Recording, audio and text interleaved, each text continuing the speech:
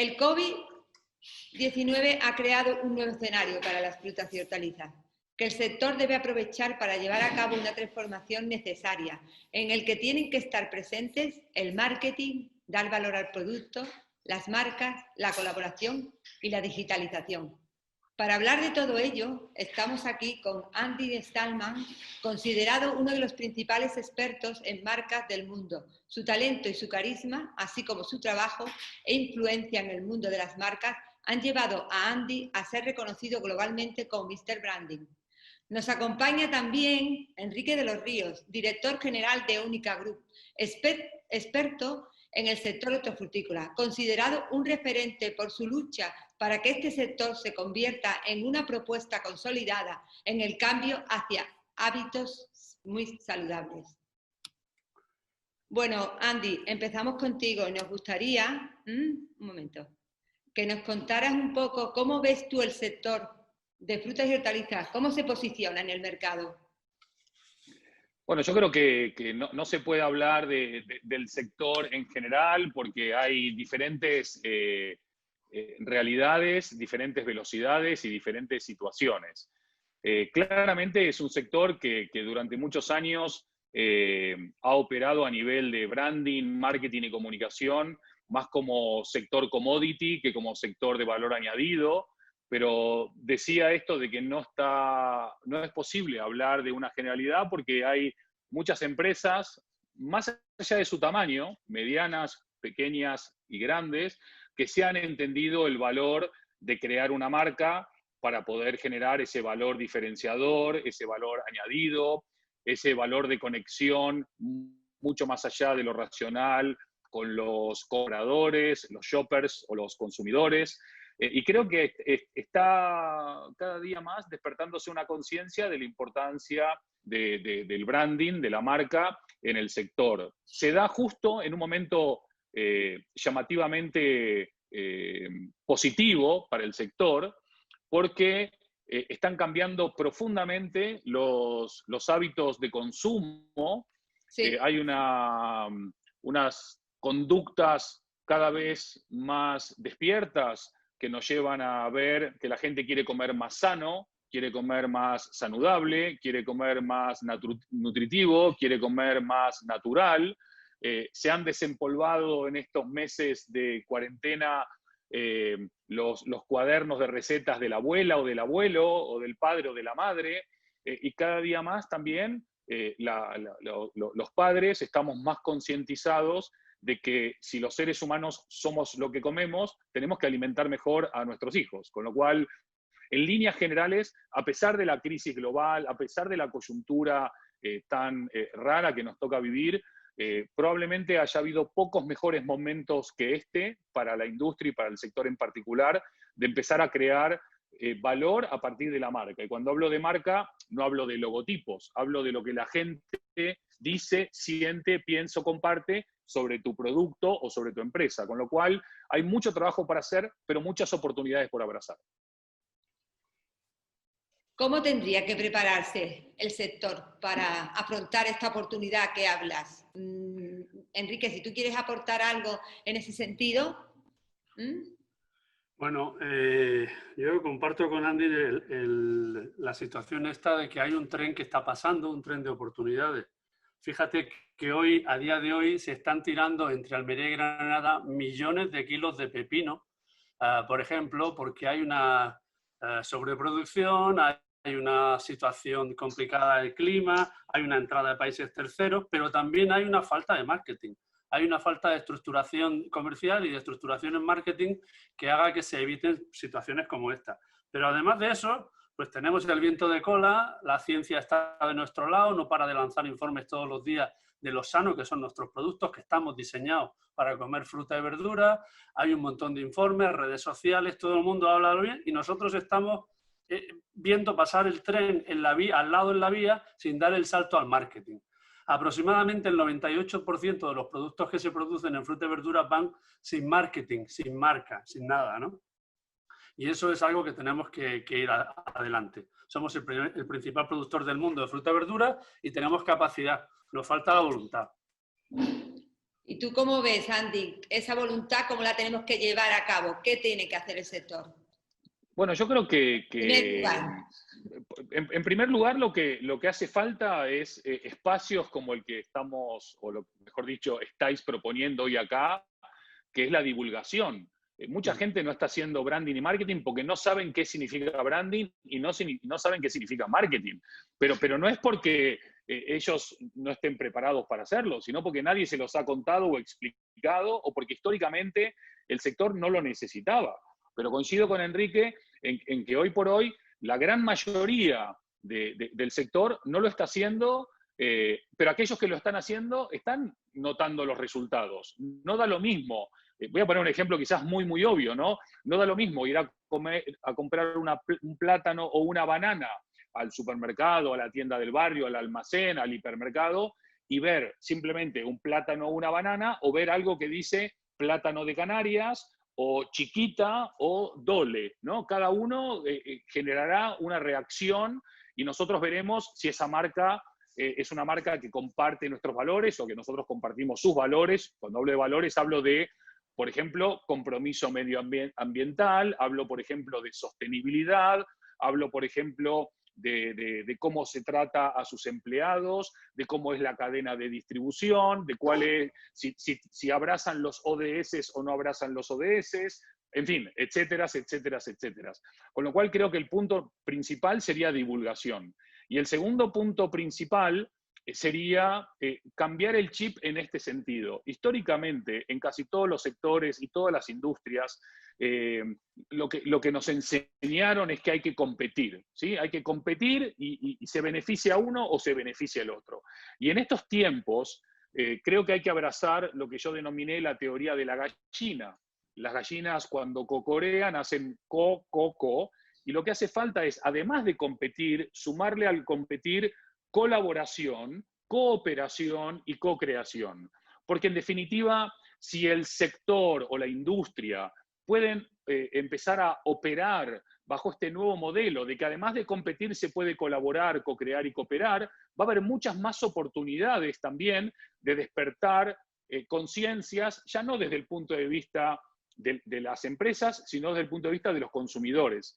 Y como bien decía Enrique, hoy por hoy, habiendo tanta hambre en el mundo, el desperdicio de productos es algo que no debería estar sucediendo y sucede, pero lo peor es que son productos deliciosos y exquisitos y además son saludables, que es aún peor todavía, con lo cual, si podemos ayudar a aprender, ayudar a aplicar y luego ayudar a cooperar, co-crear y colaborar, creo que por lo menos con eso podríamos tener un muy buen arranque de cara a la próxima década. Tenemos otro, es decir, tú hablas de oportunidades, pero también tenemos problemas, porque verdaderamente el mundo va a entrar en crisis. Y esa crisis hay que saberla llevar y sobre todo, cuando una oportunidad como esta tienes que jugar con una crisis económica, como es el caso de lo que va a pasar, ¿qué pasa? Es decir, el problema está en que el consumidor se da cuenta de que tiene que comer sano, pero también no tiene dinero para comprar. ¿Cómo tiene? Bueno, ¿Cómo se puede bandear estos dos? Yo creo que hay que cuando generalizamos, quizás entramos en territorios que pueden ser aplicables a unos, pero no a otros. Y permitime contradecirte, pero desde el enriquecimiento constructivo del debate. Por un lado, mucha gente está teletrabajando, con lo cual deja de comer en la oficina, o en el bar, o en el restaurante, y empieza a comer en casa. Sí, cosa que antes no sucedía. Si querés comer sano y en casa, vas a tener que ir a comprar producto sano y saludable, con lo cual eventualmente esto puede ser otra oportunidad.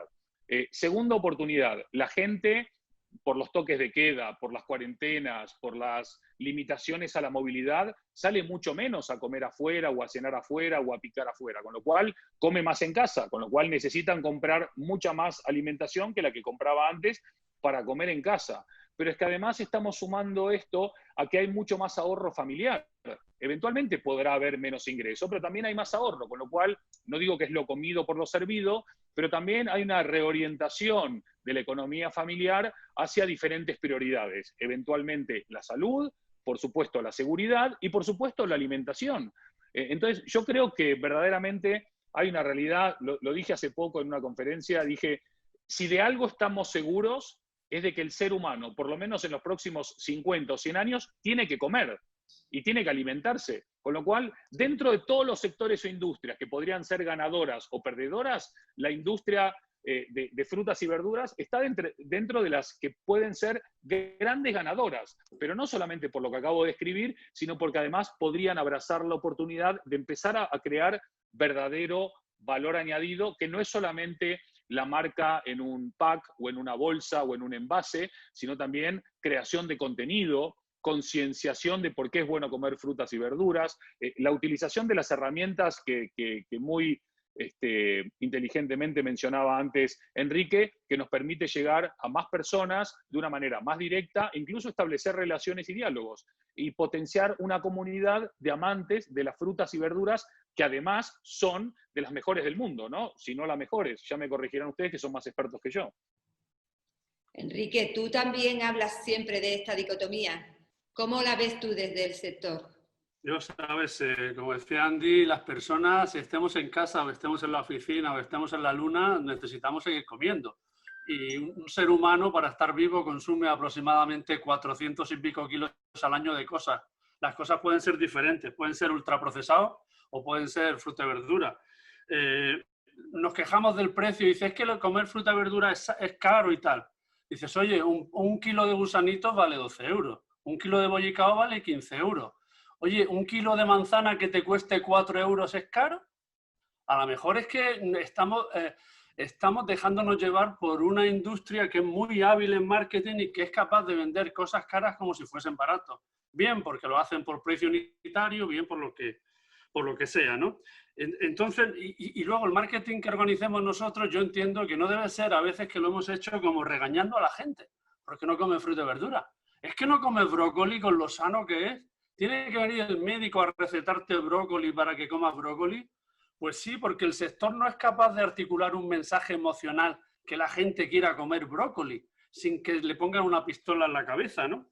Entonces, hay muchos intangibles que poner en juego, salud, sostenibilidad, beneficios sociales, etcétera, etcétera, pero como no venga el marketing al rescate, como alguien no sea capaz de meterle eso en la cabeza al consumidor final, pues va a seguir estando en las manos de otros intereses que se organizan bien y que, como decía Andy, colaboran entre sí, porque la industria del ultraprocesado colabora, por ejemplo, en fundaciones donde articulan marketing colaborativo conjunto. O sea, se unen para hacer marketing y nosotros no. Entonces, tenemos una gran oportunidad, todos los parabienes, es la hora del marketing y Amalia, estás haciendo un gran trabajo en hacer el marketing del marketing, en por lo menos concienciarnos de la importancia del marketing. Sí, sí, sí. Amalia, si me permitís sumar una cosita a lo que dijo Enrique, ¿puede ser? Creo que has dado en toda la diana cuando hablas de la conexión emocional entre los productos y las marcas y los clientes y consumidores, ¿no? Porque hay una gran diferencia entre conocer una marca y sentir una marca. Cuando vos conocés una marca, eso genera un comportamiento en el público. Pero cuando vos sentís una marca, eso genera un compromiso. Y además, el mundo de la fruta y la verdura está lleno de mitos.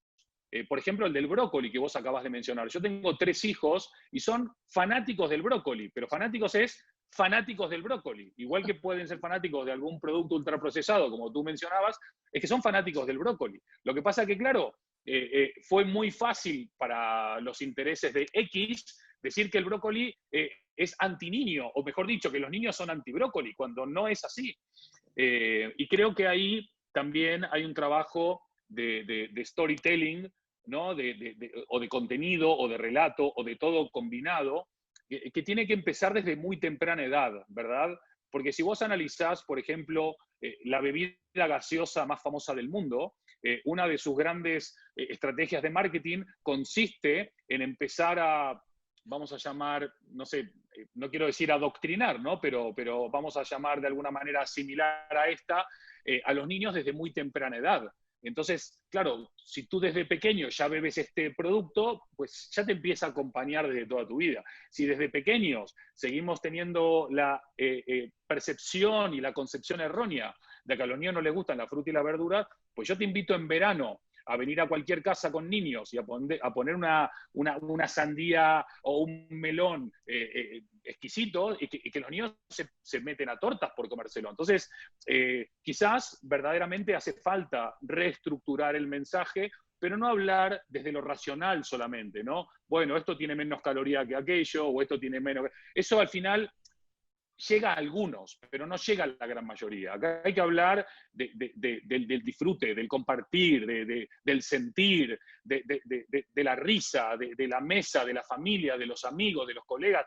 Mis hijos cuando van a la mañana al colegio se llevan una manzana y una banana. Y están felices de la vida, no se lo toman como un castigo como algunos creen, al contrario.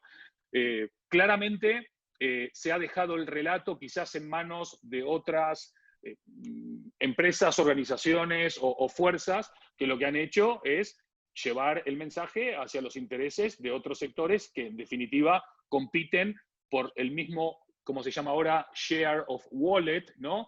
Pedacito de tu cartera, que al final si yo tengo 10 euros y tengo que elegir entre X, Y y Z, pues elegiré probablemente lo que más me despierta esa apetitosidad, esa emoción o esas ganas. Pero hay todas oportunidades. Lo que no hay que hacer es dejarlas pasar. Muy de acuerdo. Creo que el utilizar como se ha utilizado siempre el tema de la salud, quizás eso ha hecho daño al sector, ¿no? Es decir, no ha progresado. ¿Verdaderamente tiene que utilizar el sector un marketing más agresivo? Probablemente hay momentos en la vida y en los ciclos económicos en donde se recomienda simplemente hacer campañas de evolución, y hay otros momentos o ciclos en donde se habla de revolución. Claramente estamos más cerca hoy de una revolución que de una evolución, sobre todo porque lo que se viene haciendo es prácticamente poco o nada. Y la revolución tiene que ver justamente con esto de ir mucho más allá, de conectar mucho más sensorial y emocionalmente, hablar en el idioma de la gente, hablar del producto español también, aunque también vendamos productos de otros países, pero también poner en valor lo que hablábamos antes, ¿no? El pepino o el tomate de Almería o el plátano de Canarias o decenas de ejemplos, ¿no? Y aparte, España, gastronómicamente hablando, no solamente es una potencia y una referencia mundial, sino que a los españoles nos gusta comer bien. Y la fruta y la verdura son componentes esenciales no solamente de la dieta mediterránea, que es la dieta de referencia a nivel global, sino que también es una forma de comer sano y al mismo tiempo rico y exquisito. Con lo cual, hoy creo que el marketing que necesita el sector es un marketing de revolución, es un marketing de conectar directamente con corazones, es un marketing de sacudir y de hacer reaccionar a la gente, y que además necesita ser un marketing inclusivo en el sentido de que tienen que participar desde la empresa más micro a la empresa más grande, cada uno aportando lo que pueda y como pueda, pero cuando todos suman, eso no genera un resultado de suma, sino de multiplicación. Yo estoy de acuerdo con Andy, ¿no? La Revolución Francesa no se hizo yendo a la Bastilla y diciendo, por favor, ¿sería usted tan amable de dejarme una escopeta que tengo que hacer esto? Tenemos ahí gente que hay que convencer, ¿no? Y gente que es del Real Madrid que hay que hacerla del Barcelona, o viceversa.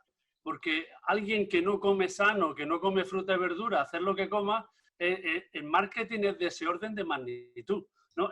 Va a ser complejo, pero hay que apelar a las emociones, ¿no? No solamente a la razón, que también, ¿no?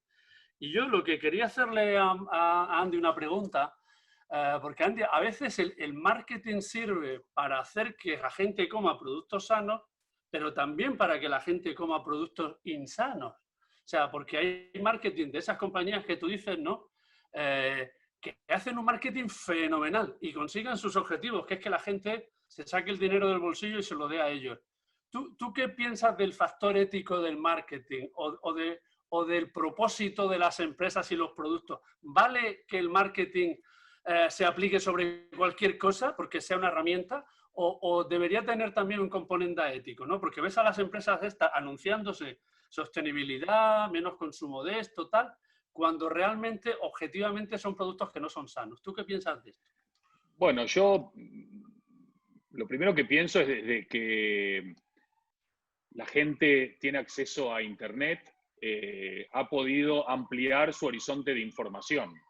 Y esto ha generado que las marcas, muy a su pesar para muchas de ellas, tuviesen que empezar el viaje y la transición de la estética a la ética. Ya no vale mentir, engañar, no vale el greenwashing, no vale decir algo que no soy, no vale prometer algo que no es realidad.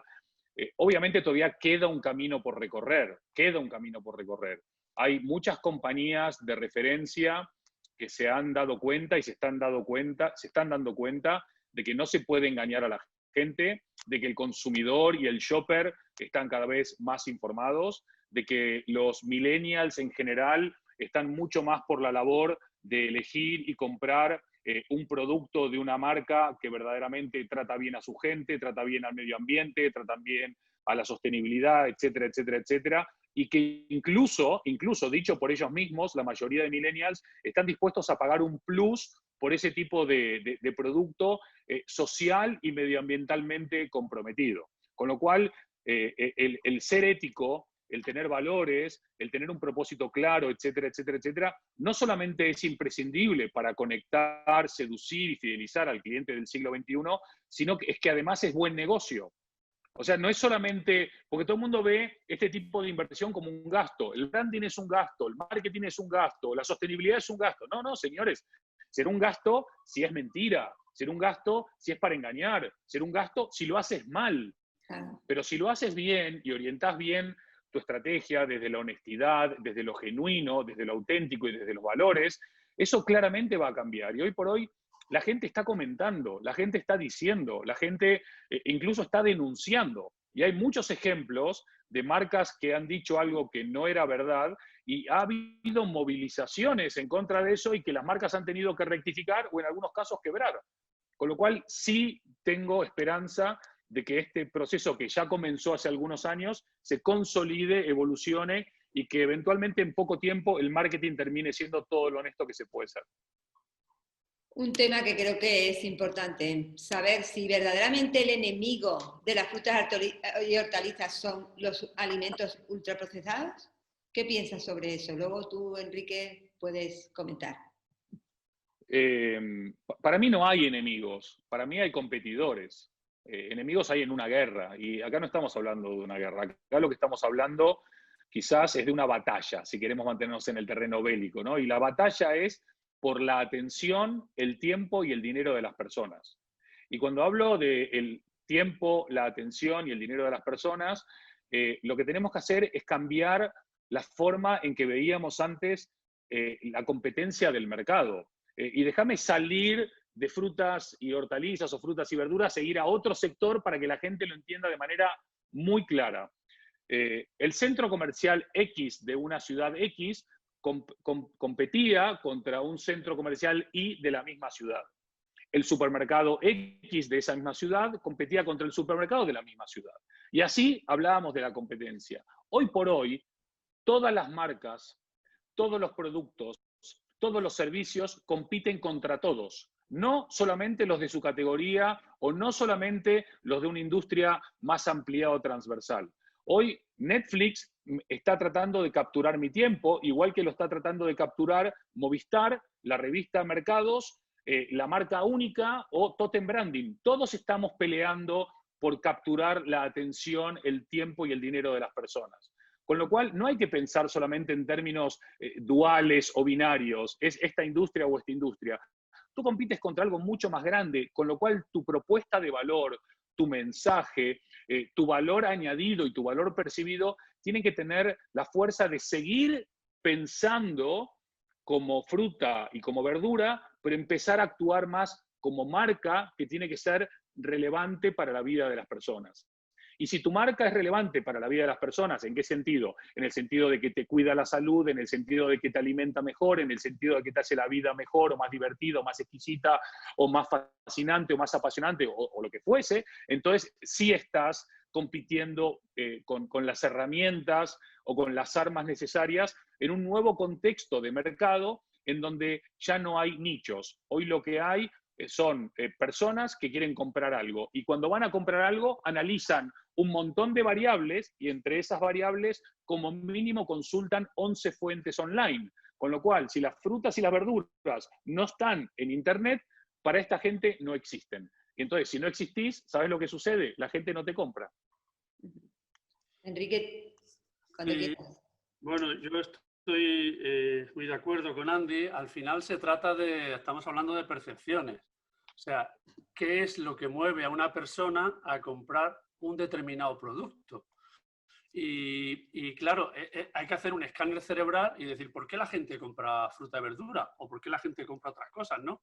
Y es verdad que lo compra, a lo mejor compra un plátano por una serie de circunstancias, y la empresa de plátano dice, bueno, yo voy a competir contra otra empresa de plátano, que es un competidor. O decir, mira, yo voy a competir contra la sandía, que es otro de fruta y verdura. O voy a competir contra ultraprocesado, que es otra cosa diferente. O voy a competir contra la banana que no sea europea, que es otra cosa. O voy a competir contra la banana que no sea social o la que sea ecológica. O sea, podemos elegir una miriada efectivamente, de competidores. Pero yo sí que destacaría una industria que no es muy sostenible, que no es muy ética, que se intenta apropiar de los valores que tienen la fruta y verdura. Y si que hubiese que elegir un competidor más que un enemigo inicial sobre el cual focalizar este despegue del marketing, lo haría sobre los ultraprocesados, porque ellos no tienen ningún decoro en ir a apropiarse de los valores de fruta y verdura, y saben valorar muy bien lo que significan fruta y verdura. Por ejemplo, veo yogures azucarados que por poner un 10% de fresa de Huelva, por ejemplo, pasan el precio al doble. Y dices, joder, un 10% multiplica el precio por 2, ¿qué será de la fresa sola? Tendría que valer la fresa 20 euros el kilo, cosa que no pasa, ¿no? Entonces, decir, oye, tenemos que despertar. Es verdad que, como decía Andy, esto es holístico y competimos todos contra todos, pero tienes que elegir en las batallas, tienes que hacer una hoja de ruta y decir, bueno, ¿cómo vamos a hacerlo? Pim, pam, pum. Y estos que están aquí a nuestro lado, que se llevan el 30% del peso y el 50% del valor de la cesta de la compra, son un buen elemento para empezar. Sí, y acabas de dar también en otro punto muy sensible hoy de lo que es la canasta de compra, que es, ahora mismo tenemos la mayoría de productos de esa categoría que mencionabas, vienen todos con la palabra sin en el frente, ¿no? Todo es sin esto, sin lo otro, sin aquello. Todos están haciendo un esfuerzo tremendo por traer ese tipo de producto a un tipo de producto que ya existe, que se llama fruto, que se llama verdura, que ya viene con todos esos sins de origen y que no hace falta tener que retrabajarlos o procesarlos porque ya son así desde la propia tierra, ¿no? Pero durante mucho tiempo vengo discutiendo con las otras empresas y les digo, ¿pero por qué habláis siempre de los sin? ¿Por qué no hablas de los con? ¿No? ¿Por qué hablamos de lo que no tenemos y por qué no ponemos en valor lo que sí tenemos? Y probablemente la respuesta es que no se puede hablar de los con porque no hay nada verdaderamente con que sea remarcable o destacable. Lo que sí está claro es que incluso esa categoría de productos más de adicción, de satisfacción, ¿no? de indulgement, ¿no? Como dicen los ingleses, es una categoría que cada día trata de irse más hacia lo sano, hacia lo saludable, ¿no? Y nosotros que tenemos todo eso, digo el sector de frutas y de verduras, no hemos sabido transformar nuestra propuesta de valor diferenciadora, de origen, nuestra value proposition, ¿no? En verdaderamente un anclaje en el inconsciente de la gente. Y esa es otra oportunidad más que hay que trabajar. En definitiva, cuando vos te preguntás dónde estamos y dónde queremos ir, ¿no? O cómo somos y cómo queremos ser, la distancia entre lo que el sector es hoy y lo que quiere ser mañana no es lo que dice, es lo que hace. Y la única manera de ir probando y evolucionando es haciendo. Obviamente los espacios de divulgación son importantes para sacudir conciencias, para que aquellos responsables a nivel nacional o de comunidades autónomas o de provincias o empresariales puedan apoyar e incentivar este tipo de iniciativas, pero luego hay que hacer, y en esta etapa en esta etapa donde nace un nuevo consumidor, una nueva economía, seguramente una nueva sociedad. Lo que hay que aprender a hacer es equivocarse barato, equivocarse rápido y seguir iterando, porque es probable que se haga una campaña y no den la tecla, y dos, y no se den la tecla. Pero hay que pensar, déjame terminar con esto. Cuando yo tenía muy poquitos años, me acuerdo muchísimas veces que mi madre me llevaba a los mercados municipales de la ciudad de Buenos Aires. Entonces, en los mercados municipales tú ibas a 5 o 6 puestos, ¿no? Ibas al de frutas por un lado, y al de verduras por otro lado, y al de frutos secos por otro lado, y etcétera, etcétera, ¿no? Y nosotros cuando íbamos al de fruta o al de verdura, me acuerdo que el frutero o el verdulero no era un vendedor, era parte de la familia. Porque el tipo te decía, no, ¿sabes qué? La ciruela hoy no, pero la mandarina espectacular. No, hoy mejor no te lleves el brócoli, pero tengo unos tomates increíbles. Y la palabra confianza, que fue absolutamente destruida en la crisis de Lehman Brothers, la crisis financiera global, y que de alguna manera también se pone en tela de juicio ahora, es fundamental volver a recuperar la confianza en nuestro producto, volver a recuperar o ganarse la confianza en nuestras marcas y empezar a entender que más importante que hacer transacciones es consolidar relaciones. Porque si a ti te sienten parte de la familia, o un gran amigo, o alguien muy cercano, nunca vas a ir a comprar a otro, ni tampoco vas a comprar otro producto, porque tú sabes que lo que te están ofreciendo es muy, muy bueno y es de confianza. Y eso es algo que hay que trabajar también en la cadena de valor, ¿no? Entre los productores y los vendedores, cómo ayudamos a conocer más sobre los atributos más destacados y beneficiosos de nuestros productos, para que también puedan trasladarse al final a gente como mi madre en su momento o como a mí ahora, ¿no? Andy, hay una realidad, es que el sector hortofrutícola tiene unos márgenes muy pequeños. Entonces se encuentra con un problema a la hora de hacer marcas, porque tiene pocos recursos. ¿Cuánto se tarda en generar una marca reconocida? ¿Cuáles son? ¿Puedo yo decir algo, aunque sea para Andy, un segundico como sector, para darle a Andy salida? Perdón. No, a nosotros como sector, si tenemos que hacer una inversión de 5 millones de euros para bajarle el coste a un tomate 1 céntimo, lo hacemos. Ahora, si tenemos que hacer una inversión de 1 millón de euros para intentar subirle 10 céntimos el precio a un producto, sí, no lo hacemos. Eso somos nosotros, Andy. Ahora, por favor, responde. Bueno, yo creo que uno de los grandes problemas por los cuales el sector tiene poco margen es porque no tiene branding o tiene poco branding. Porque en definitiva, tú analiza esto. Tú vas hoy a... ¿Puedo hablar de marcas o no? ¿Está permitido? Bueno, tú vas a una tienda deportiva muy conocida de origen francés y te compras una camiseta blanca de algodón que vale 3, 4, 5 euros, ¿sí? Luego sales de ahí y te vas a una tienda cuya marca es un cocodrilo de color verde y te compras una camiseta blanca con el cocodrilo verde. Y pagas 20, 30, 40 veces más por una camiseta que es parecida, no es igual, ¿sí?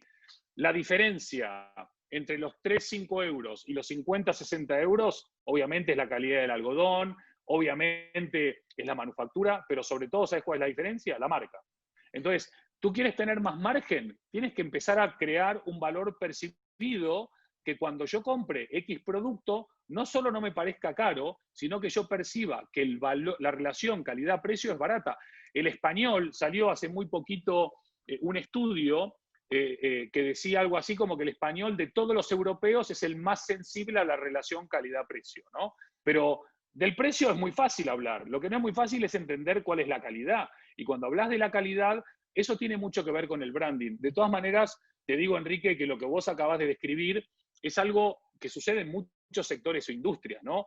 Tú haces un proyecto de branding X y viene la ingeniería a decir que hay que gastarse 100 millones en una estructura de hormigón y nadie discute nada. Bueno, 100 millones de estructura, pues hagamos la estructura de hormigón. Tú vas y dices que para hacer la marca hay que gastarse 150.000, que puede luego impactar en ingresos de 100, 200 o 300 millones, y te dicen que es muy caro. Cuando nadie se puso siquiera a analizar qué es caro y qué es barato en función de lo que impacta, lo que implica y lo que retribuye también, ¿no? Con lo cual, hace mucho tiempo que lo que intentamos hacer en muchos ámbitos es decir, ok, los datos son importantes, pero más importante que los datos hoy son los cambios de mentalidad.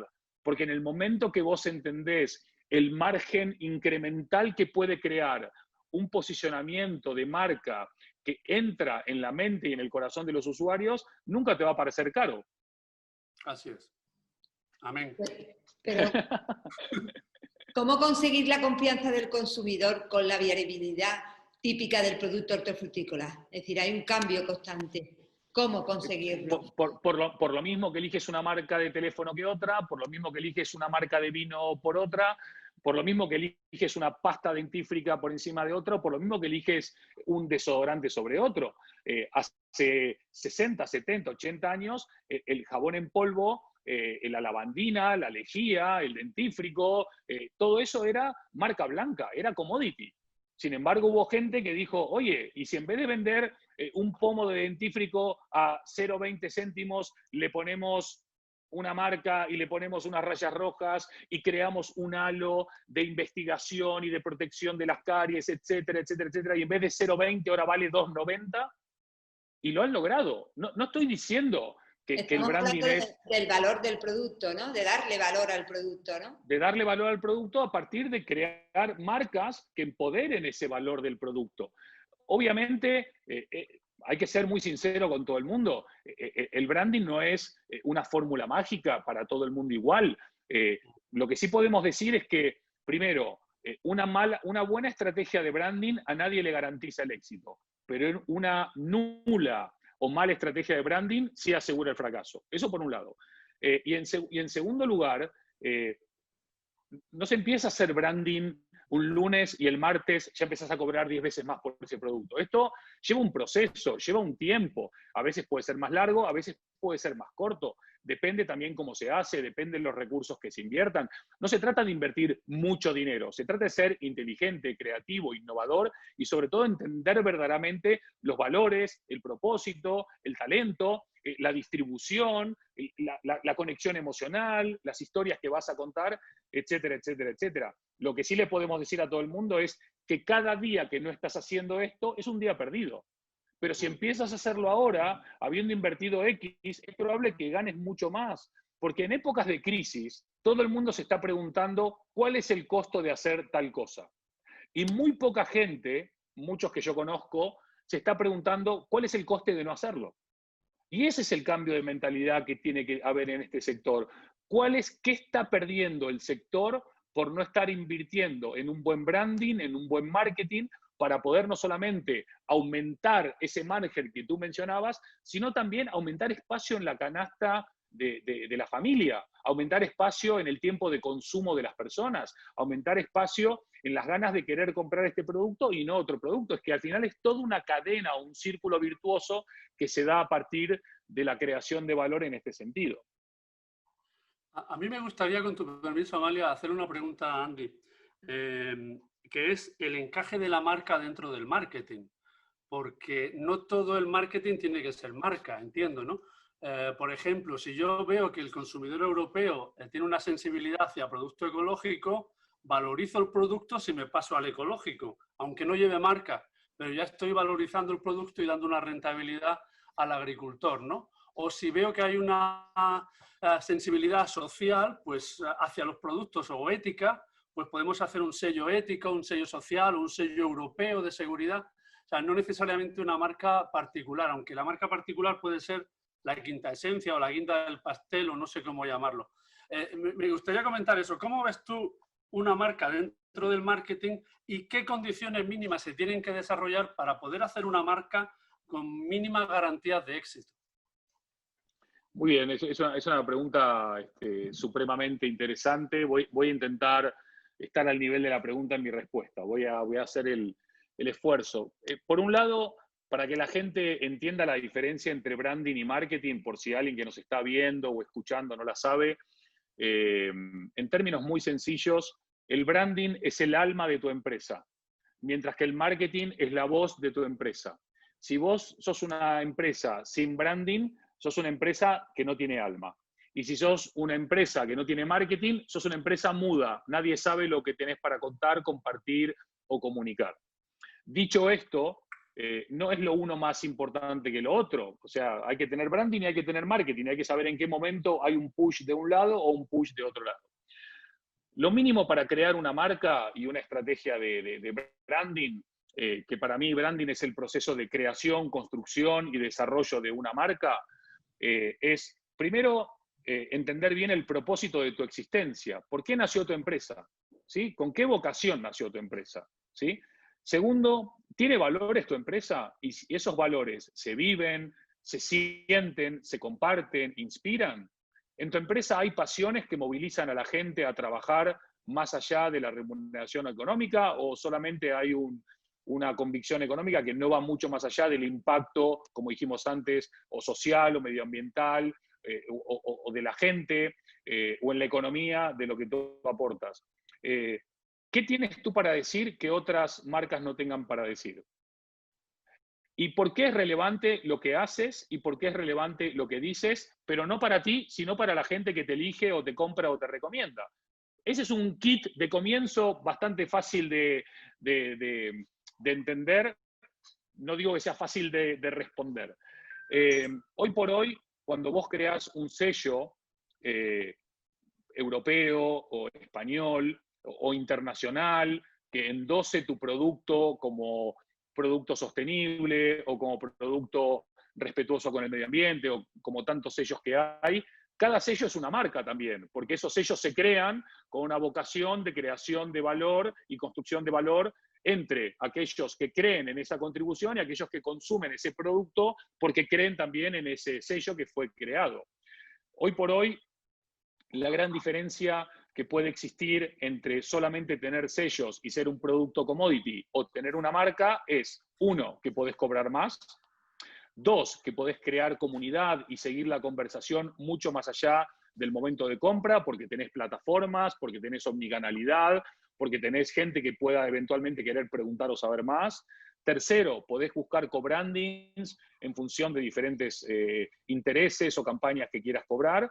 Y finalmente, lo más importante de una marca bien construida y bien desarrollada es que genere un impacto en el comprador, que a la hora de ver 7 productos iguales con el sellito de sostenibilidad me haga a mí elegir uno por encima de otro, que en definitiva es donde se juega el partido. Entonces, si la marca me ayuda a que me elijan y a ganar el partido, necesito tener una marca, una buena marca, ¿no? Muy interesante. Yo quiero poner sobre la mesa otro tema que también preocupa al sector y es la colaboración. ¿Verdaderamente es importante crear marca en cada una de las empresas o colaborar como sector? ¿Qué es más importante para este sector hortofrutícola? Bueno, es un poco lo que hablamos antes, ¿no? De esta necesidad de colaborar más, de co-crear más, de cooperar más. Hoy por hoy, ver campañas sobre frutas o sobre verduras no es muy común. Yo me acuerdo cuando era muy pequeño en Argentina, y se me quedó grabado, y lo cuento porque quiero conectar esto con lo que decía Enrique, ¿no? De cómo llegamos a conectar con las personas desde una perspectiva mucho más allá de lo racional, ¿no? Y era una campaña que se llamaba Coma Manzana, o sea, más fácil de decirlo no había, pero el jingle que habían creado era tan pegadizo, se te metía en el cerebro y no te lo podías sacar, que es hasta el día de hoy. Es el día de hoy que te lo estoy mencionando y te lo juro que no lo he preparado. O sea, me ha venido a la mente, fue un top of mind automático de lo que acabas de decir. Lo normal es que uno va por la calle, yo vivo en Madrid y veo, bueno, la pesca no sé qué, no sé cuánto, o la esta, no sé qué, no sé qué. Son todas campañas que no se entiende a quién le están hablando. ¿Entendés? Porque a nadie nos están empujando a desesperadamente ir a comprar ese producto o a recomendar ese producto. Voy a decir algo y voy a asumir la consecuencia de lo que voy a decir. Mi sensación es que esas campañas están más orientadas a cumplir con unos presupuestos europeos o con unos presupuestos de X ministerios que en verdaderamente impactar en el consumidor o en el ciudadano o en el cliente para crear valor. Y al final es, hay que hacer la campaña de X, bueno, hagamos la PIB y sale, y ya cumplimos, listo, check. Cuando hace falta verdaderamente campañas creativas, campañas disruptivas, campañas que conecten, campañas incluso que puedan generar una discusión o una polémica, ¿sí? Y por otro lado también entender que en algún punto, cuando hablamos de frutas y de verduras, a veces son un matrimonio que tiene que ir junto, pero a veces tienen que ir separados, ¿sí? Las frutas tienen cosas para decir que las verduras no, y las verduras tienen cosas para decir que las frutas no. De hecho, hay gente que por ciertas manipulaciones se ha convencido de que la fruta empieza a ser complicada porque tiene mucho azúcar. Pero ¿de dónde estamos sacando estas cosas?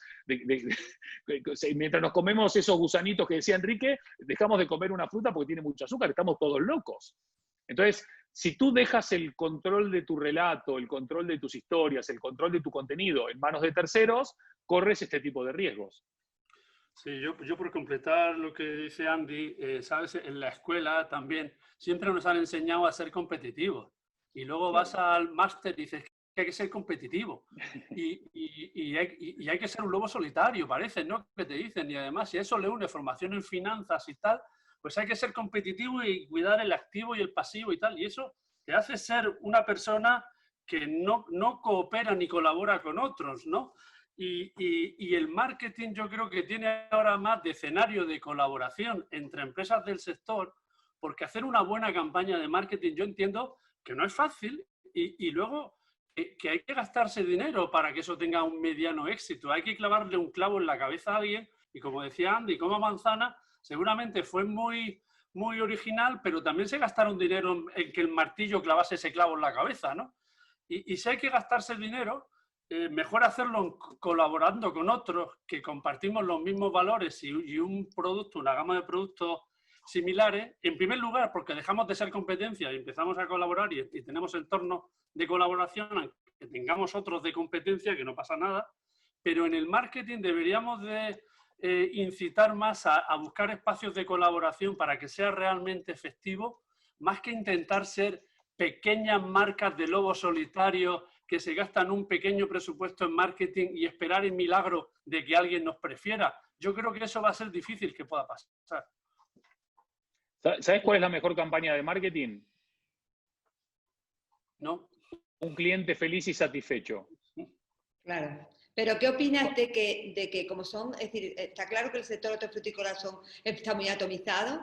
¿Qué hace una pequeña empresa? ¿Cómo crea una marca? Es decir, una empresa, como dice Enrique, unirse unas cuantas para crear algo que sea más fuerte y tenga más impacto en el consumidor.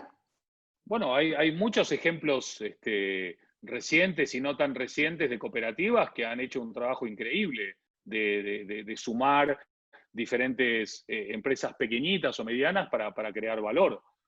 Yo soy un verdadero creyente de que nunca en la historia del marketing, la publicidad, la comunicación, las relaciones públicas, el branding, las pymes, los emprendedores y las grandes empresas tuvieran más herramientas que ahora para poder hablar con el cliente y para poder conocer al cliente.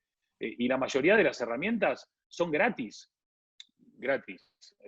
¿No? Cuando tú no pagas por algo, siempre hablamos de que cuando tú no pagas por un producto, tú eres el producto, ¿no? Pero hoy hay mogollón de herramientas, WhatsApp, Twitter, Instagram, Pinterest, TikTok, LinkedIn, Facebook, herramientas de gestión interna, herramientas de gestión externa, herramientas de gestión de clientes, que son prácticamente, gratuitas, que están al alcance de todo el mundo y que permiten, y yo conozco muchos pequeños y medianos empresarios que tienen pequeñas iniciativas comerciales en diferentes rubros de este ámbito y que están haciendo un trabajo genial, porque le meten mucho cariño, porque en vez de ver a la tecnología como el enemigo, la ven como una aliada, porque en vez de que alguien les controle el relato, lo controlan ellos, porque son creativos e innovadores a la hora de comunicar y a nosotros nos dan ganas de saber qué se está haciendo y cómo se está haciendo.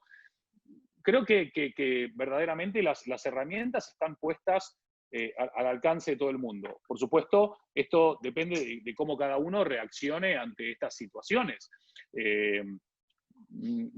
Insisto, no hay una fórmula única para todo el mundo. La única fórmula única para todo el mundo es que hoy es mucho más caro no hacer nada que incluso hacer algo y equivocarte.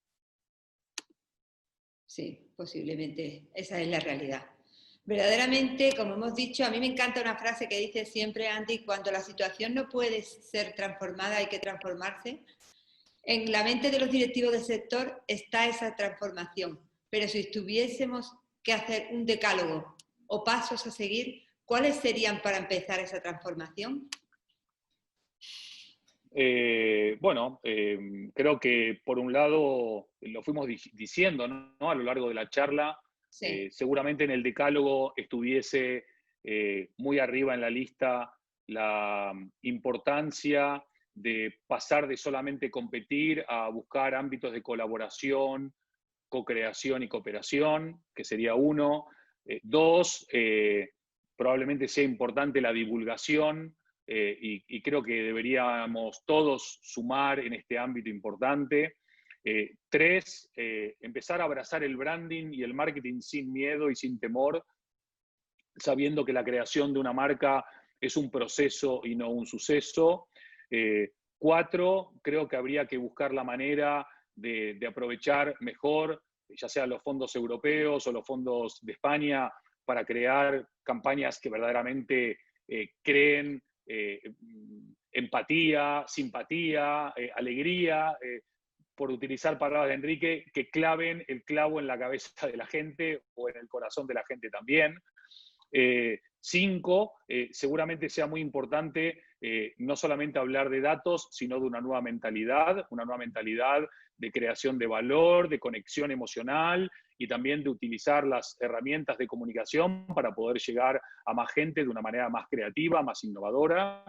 Ese era el quinto. El sexto, también es muy importante recuperar aquellos aspectos que decía antes, ¿no? De preguntarse qué tengo para decir yo que otros no tengan, ¿no? Porque al final, una gran marca no es aquella que no imita a nadie, sino aquella a la que nadie puede imitar, ¿no? ¿Cómo te transformás en una marca inimitable? Probablemente el séptimo punto sea que todos entiendan de que no existen marcas grandes y marcas pequeñas. Existen empresas grandes y empresas pequeñas, pero no hay marcas grandes y marcas pequeñas. Existen marcas comprometidas y marcas no comprometidas, existen marcas éticas y marcas no éticas, existen marcas con valores y marcas sin valores, etcétera, etcétera, etcétera. Pero no hay un tamaño en la marca. El tamaño que vos le pones a la marca es el tamaño de tu propósito, de tus valores, de tu liderazgo, de tu cultura, de tu compromiso, etcétera, etcétera. El octavo punto, para mí, está muy asociado a que, mientras que en el siglo XX la empresa grande o el país grande se comía a la empresa pequeña o al país pequeño, en el siglo XXI es la marca ágil, valiente y con convencimiento de que se pueden hacer las cosas diferentes, la que se desayuna a la marca temerosa y estática. Con lo cual hay un cambio muy importante en ese ámbito. Y finalmente, quizás, por dejar un mensaje de cierre, no porque sea el menos importante, pero creo que cierra el decálogo, mientras una marca en el mundo o en España está diciendo algo, está diciendo esto no se puede hacer, hay otra marca en otro lugar del mundo que puede ser a la vuelta de su oficina que ya lo esté haciendo o ya lo haya hecho. Con lo cual, el mensaje final es: estamos en una crisis sin precedentes, en la cual la gente va a seguir alimentándose, está cambiando a mejor la forma de alimentarse. Estamos en un sector de la alimentación, pero en una industria de horticultura que tiene todas las papeletas para ser una de las grandes ganadoras en un contexto de crisis, pero esto no solamente puede venir dado por las circunstancias o las coyunturas. Hay que trabajar, crear valor y construir para que cuando la coyuntura pase, se quede consolidado como el gran sector de referencia de la alimentación del nuevo consumidor del siglo XXI. Muy bien. Enrique, ¿quieres añadir algo? Bueno, sí, yo estoy 100% de acuerdo con todo lo que dice Andy. Yo creo que ahora hay, todo esto es un océano, por decirlo así, de valor, un océano azul de valor que las marcas pueden propiciar al sector. Y por decir algo, el primer paso pasa por concienciarnos nosotros, los que tenemos que tomar la decisión de decir vamos a ir allí, de que seamos conscientes de todo ese océano de valor y de que va a haber dificultades y que no se va a hacer fácil y que habrá momentos que haya tempestades, lo que tú quieras, pero si no damos el paso a ese océano de valor, nos quedaremos siempre en el charco de los costes y en la miseria de tener que gestionar situaciones en fruta y verdura que son muy difíciles, ¿no? Entonces yo, totalmente convencido, lo más difícil de todo eso, como casi siempre, es dar el primer paso, es convencer a los que tienen poder de decisión en el sector de que el marketing es un to be or not to be. Nadie, en un mundo cambiante, nadie nos va a regalar las cosas ni nos va a poner los productos en los lineales solo. Pues muchas gracias a los dos. Ha sido muy interesante. Creo que, bueno, todo el sector cuando vea este vídeo tendrá muchos argumentos para poder iniciar. Yo creo que hay que pasar a una nueva fase y yo creo que con toda esta información le vamos a ayudar. Pienso yo. ¿Me permites agregar Sí. una cosita, Amalia, de despedida? ¿Sí? Indudablemente este fue uno de los sectores que más puso el hombro a España en los momentos más difíciles del país.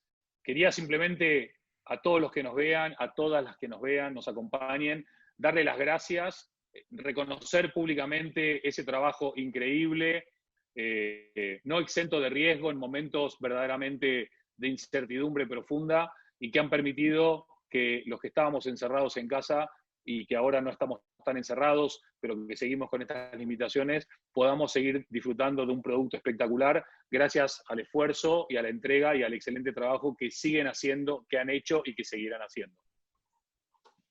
Muchas gracias. Pues muy bien, muchas gracias a los dos, Andy, muchas gracias por estar con nosotros. Nos ha abierto muchas ventanas y muchas puertas para poder seguir trabajando. ¿Tú no lo crees, bueno, Enrique? Yo creo que sí, que necesitamos aire fresco en el sector, gente que nos aporte, que nos motive, que nos inspire, que el salto de este marketing, ¿no? Que no sea cuando nos diga Amalia, anúnciate en la revista, y no, 10 veces más, venga, vale. Pero, no eres un Andy, eso también hay que hacerlo, valor. ¿verdad que también hay que hacerlo? ¿Verdad que sí, También hay Andy? que apoyar a la revista que estamos Hombre, por supuesto que hay que apoyar y hay que estar colaborando, creando valor y estando presente en el día a día de la gente, por supuesto.